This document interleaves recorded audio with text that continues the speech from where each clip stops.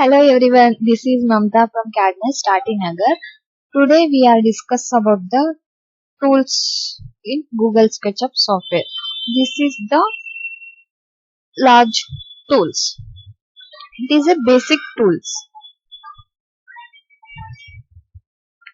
First one is line.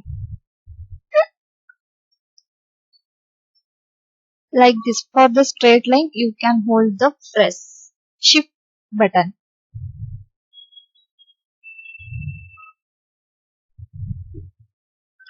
This is the line.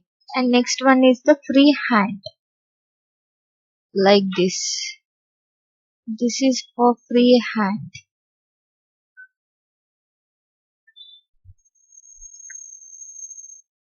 And next one is rectangle. Like this. This is for the rectangular.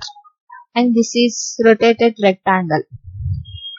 First we select first point and then select the next point and then